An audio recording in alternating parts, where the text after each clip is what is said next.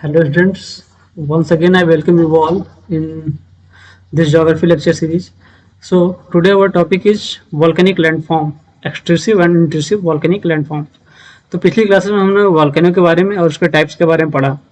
तो on that basis इस class में हम लोग क्या करेंगे कि जो वॉल्केनो के वजह से जो लैंडफॉर्म बनते हैं उसको हम लोग देखेंगे कि जो दो टाइप के लैंडफॉर्म है, एक्सट्रूसिव लैंडफॉर्म और इंट्रूसिव लैंडफॉर्म, उसको हम लोग आज की क्लास में डिस्कस करेंगे. तो चलिए शुरू करते हैं क्लास.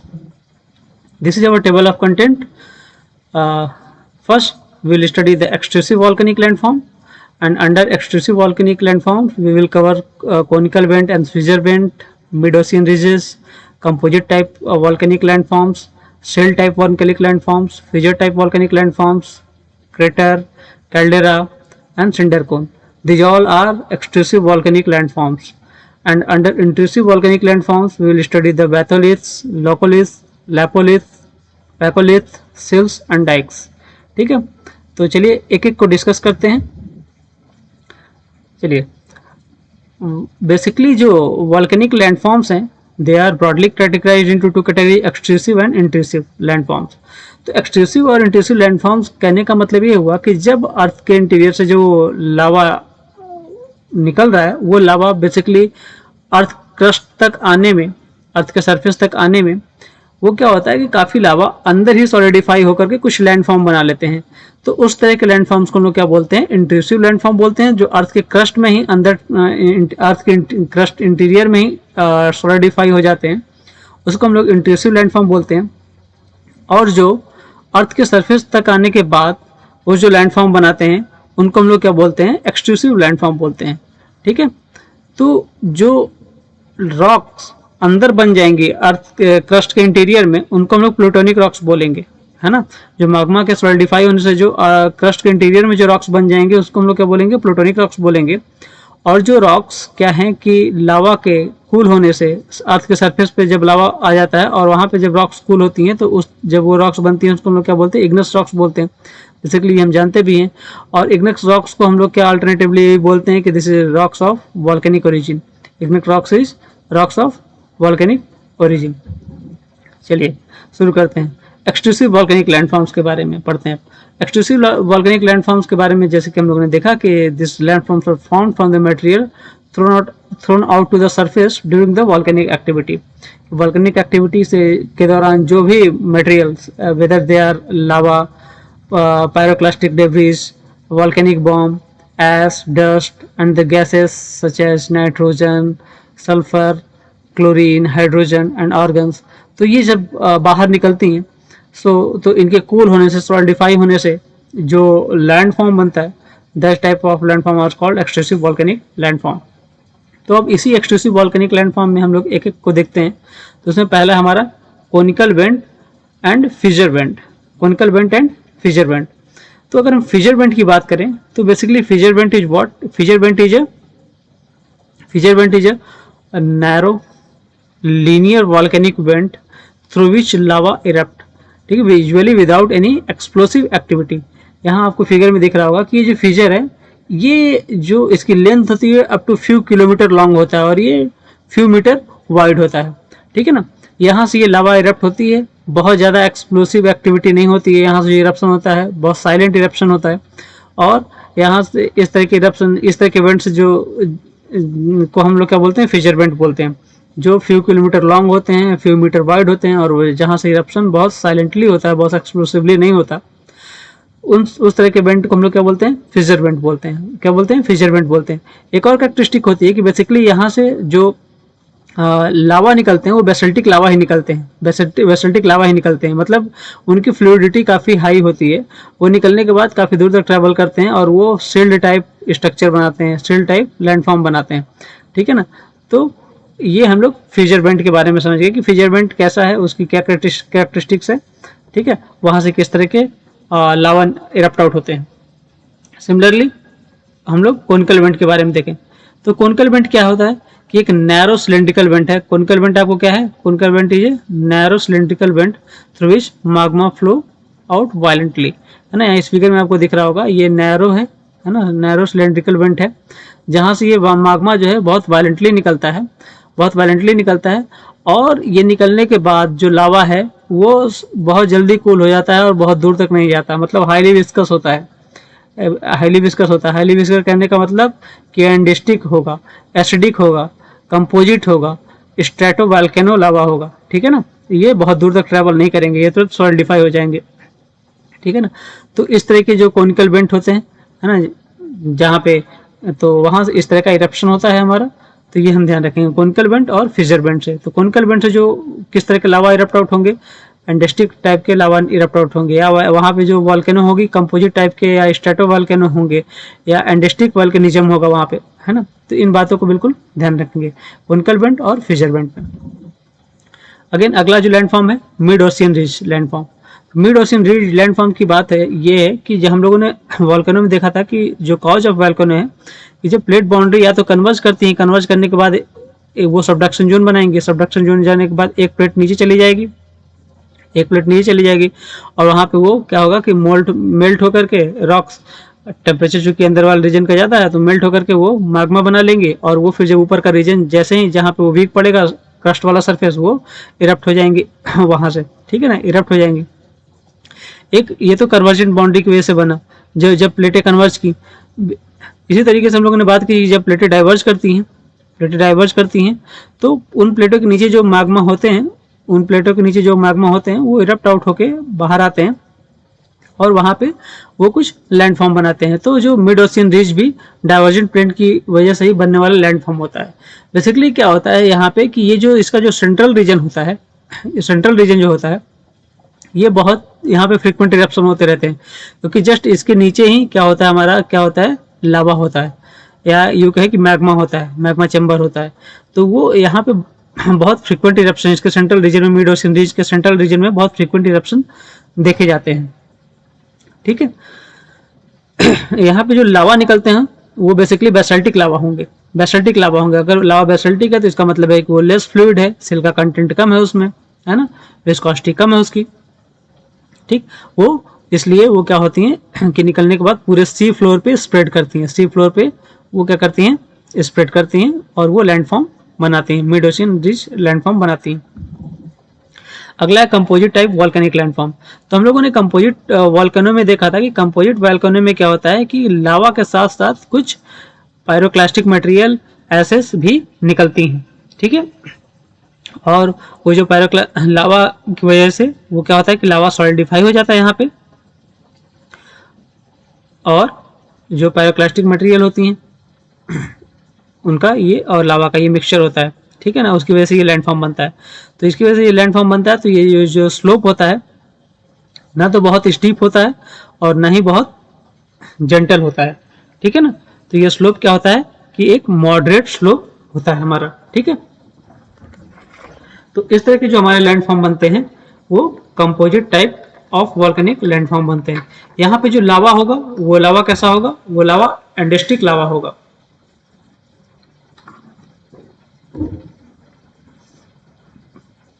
ठीक है, एंडेस्टिक लावा होगा यहाँ पे आपका। अब यहाँ पे जो एग्जाम्पल की अगर हम बात करें तो Mount Stromboli, Mount Vesuvius Italy में, Mount Fuji Japan are the examples are such type of composite type volcanic landform. इन रीजन में क्या है, कंपोजिट टाइप वॉल्केनिक लैंडफॉर्म आपको देखने को मिलेगा। बेसिकली ये डिफिनेशन से ही क्लियर है कि जो कंपोजिट टाइप वॉल्केनो होते हैं वो बेसिकली वो लावा और ये पायरोक्लास्टिक मटेरियल्स के मिक्सचर होते हैं। तो वो जो लावा होता है, लावा कैसा होता है, लावा एंडेस्टिक लावा होता है, वो एंडेस्टिक लावा होता है।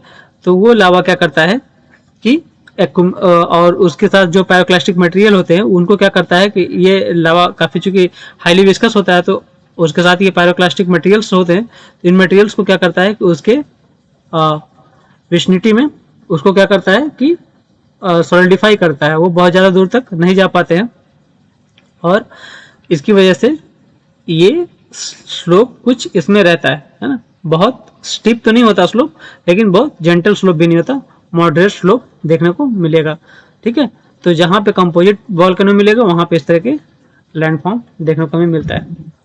अगला सेल टाइप वॉल्केनिक लैंडफॉर्म। तो जो सिल टाइप वॉल्केनिक लैंडफॉर्म है ये बेसिकली हवाईयन वॉल्केनोज में यानी हवाईयन आइलैंड में जितने वॉल्केनो है वहाँ पे देखने को मिलेगा। तो सिल्ड टाइप वॉल्केनिक लैंडफॉर्म की बात ये है कि यहाँ से जो वॉल्केनो निकलेंगे वो इस तरह के सिल टाइप स्ट्रक्चर बनाएंगे, यानी जो लावा निकलेगा यहाँ पे वो लावा बेसाल्टिक लावा ही होगा, वो बहुत फ्लूइड होगा, लेस विस्कस होगा, उसमें सिल का कंटेंट बहुत कम होगा, है ना, और वो इस तरह का स्ट्रक्चर बनाएगा, वो सॉलिडिफाई होने से पहले काफ़ी दूर तक ट्रैवल करेगा। इसलिए स्लोप जो होते हैं बहुत लेस स्टिप्स होते हैं, स्लोप बहुत ज़्यादा स्टिप नहीं होता है इसमें basaltic shield type volcanic landform में, ठीक है ना। तो इस तरह के लैंडफॉर्म्स के इस तरह के फीचर्स होते हैं।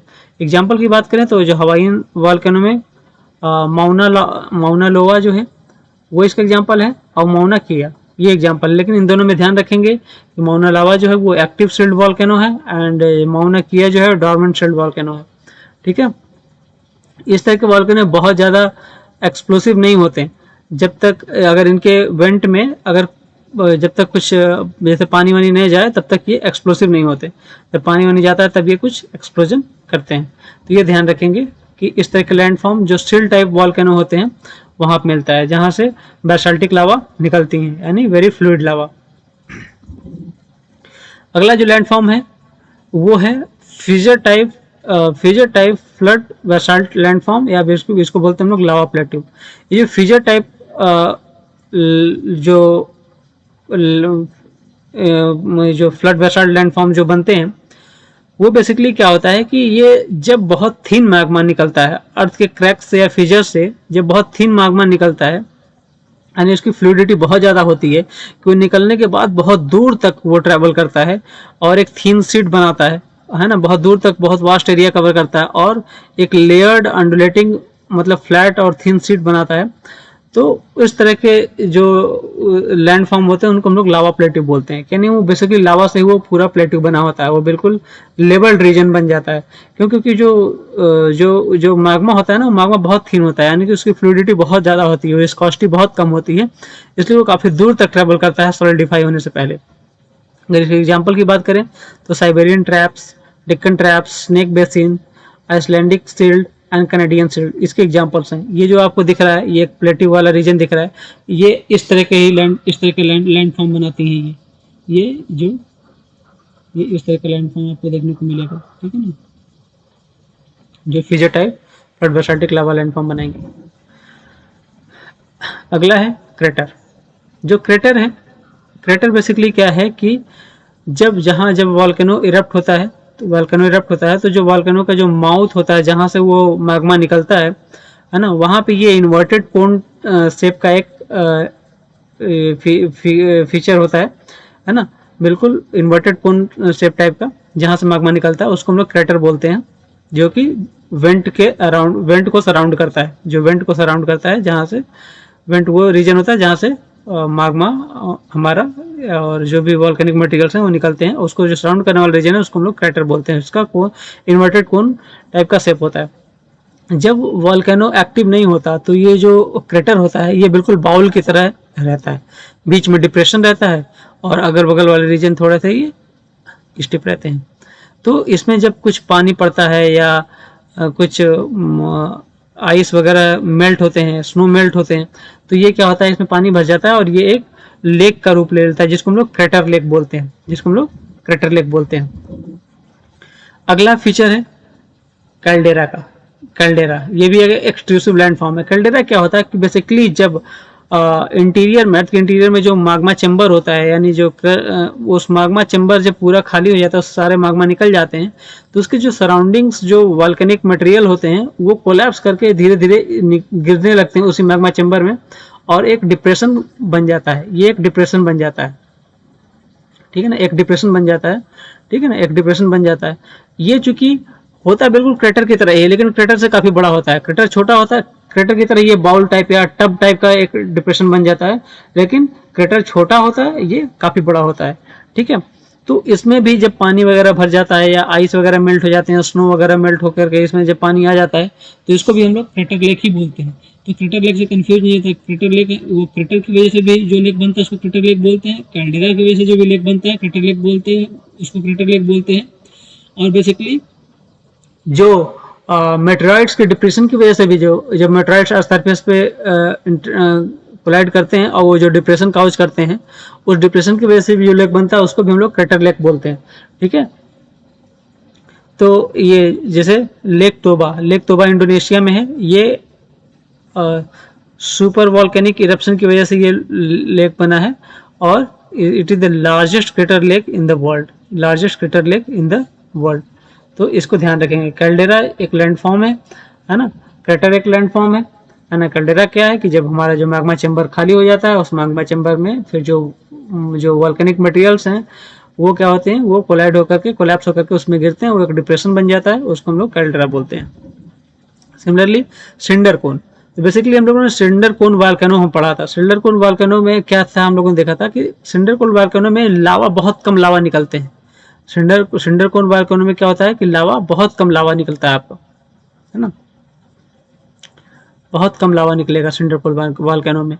इसमें बेसिकली क्या होता है कि ये पायरोक्लास्टिक फ्रैगमेंट निकलते हैं। जब सिंडर कोन वॉल्केनो जब इरप्ट होता है तो वहां से पायरोक्लास्टिक फ्रैगमेंट निकलते हैं, यानी रॉक्स के छोटे छोटे पार्टिकल्स यानी टुकड़े वो निकलते हैं। ठीक है, इसमें लावा न के बराबर निकलता है। तो बेसिकली ये जब इरप्शन होता है तो यहाँ पे एक कोन बन जाता है जो which consist of loose pyroclastic fragments. उस कोन को हम लोग बोलते हैं सिंडर कोन। तो ये भी एक एक्सट्रूसिव लैंड फॉर्म है जब जो सिंडर कोन वॉल्केनो की वजह से बनता है। ठीक है, अब आइए आते हैं इंट्रूसिव वॉल्केनिक लैंडफॉर्म के बारे में पढ़ते हैं। Intrusive volcanic landform. Basically, intrusive volcanic landforms are found when the magma cools within the crust. Earth crust के अंदर ही जब मैग्मा कूल होते हैं, जब वो मैग्मा ऊपर आता है अर्थ सरफेस पे आने के दौरान ही बीच में ही अर्थ के क्रस्ट के इंटीरियर में ही जब कूल हो जाता है तो जो लैंडफॉर्म बनता है उसको हम लोग क्या बोलते हैं, उसको हम लोग इंट्रूसिव लैंडफॉर्म बोलते हैं। इसमें पहला लैंडफॉर्म हमारा क्या है, बैथोलिथ। बैथोलिथ क्या है कि अर्थ के इंटीरियर में बिल्कुल एक डोम शेप टाइप का काफ़ी बड़ा एक रीजन होता है जहाँ पे ग्रेनेटिक रॉक्स बॉडी क्या होती हैं, सॉलिडिफाइड होती हैं, सॉलिडिफाइड होती हैं इनसाइड द अर्थ। ठीक है, ये जब इरोजन होता है या डिनोडेशन होता है तो वहाँ पे उसके बाद ये सारे फीचर्स जो इंटीरियर में होते हैं क्रस्ट के, तब हमें ये दिखते हैं बैथोलिथ। ऐसा तो इंटीरियर में होती हैं, लेकिन जब ये इरोड आउट होती है ऊपर की सर्फेसेस तब ये जो लैंड फॉर्म्स हैं ये हमें दिखाई देते हैं। बेसिकली जो बड़े बड़े माउंटेन होते हैं उनके कोर में ना ये बैथोलिथ होते हैं और जब वो ऊपर से जब इरोड होते हैं तब उसके बाद हमें ये वो दिखाई देते हैं। ठीक है, अगला है हमारा लैकोलिथ। बेसिकली लैकोलिथ क्या है, ये भी बैथोलिथ की तरह ही एक डोम शेप्ड स्ट्रक्चर होता है और which is connected by a pipe conduit, है ना, एक पाइप कंड्यूट से ये कनेक्टेड होता है और एक डोम टाइप का स्ट्रक्चर होता है जिसको हम लोग लैकोलिथ बोलते हैं। ये कॉन्वेक्स या यू डोम टाइप का हम लोग बोलेंगे, कॉन्वेक्स स्ट्रक्चर होता है और इसको हम लोग क्या बोलेंगे, लैकोलिथ बोलेंगे। बेसिकली जो इंडिया में अगर आप कर्नाटका प्लेटी को देखो तो कर्नाटका प्लेटी में आपको लैकोलिथ और बैथोलिथ मिलेंगे, काफ़ी मिलेंगे वहाँ पे।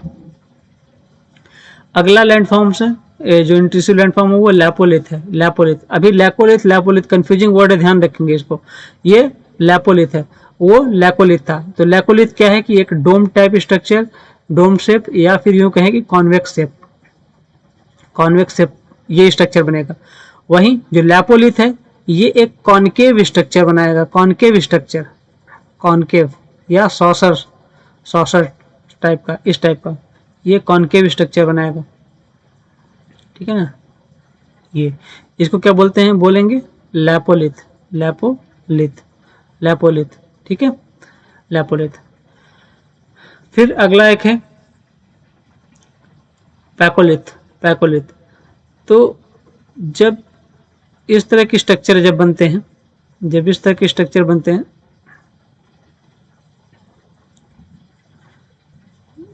एक मिनट, ये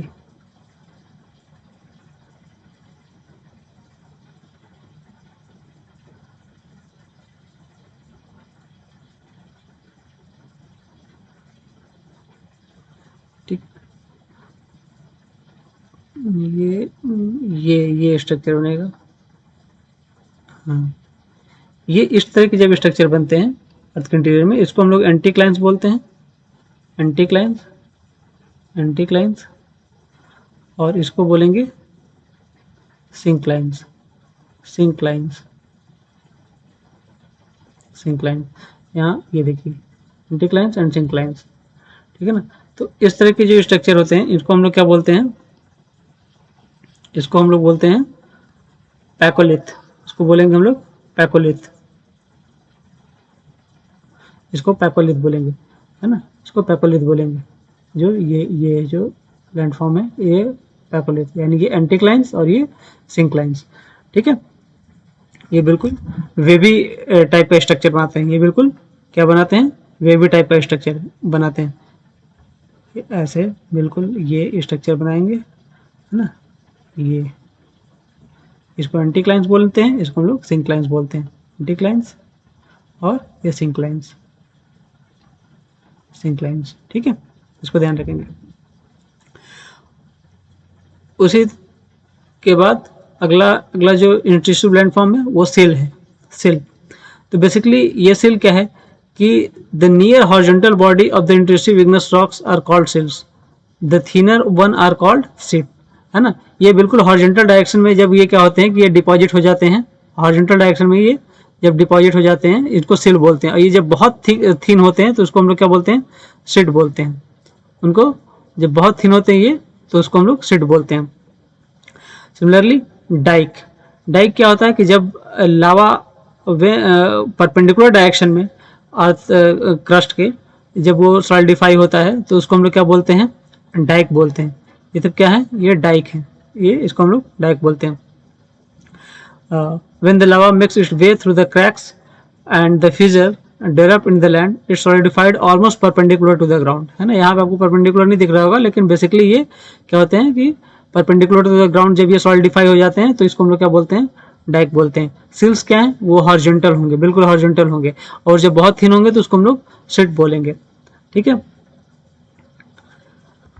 तो इस तरह के लैंडफॉर्म्स क्या होते हैं, इंट्रूसिव लैंडफॉर्म कहलाते हैं। तो हम लोगों ने इंट्रूसिव लैंडफॉर्म के बारे में देखा, एक्सट्रूसिव लैंडफॉर्म के बारे में देखा।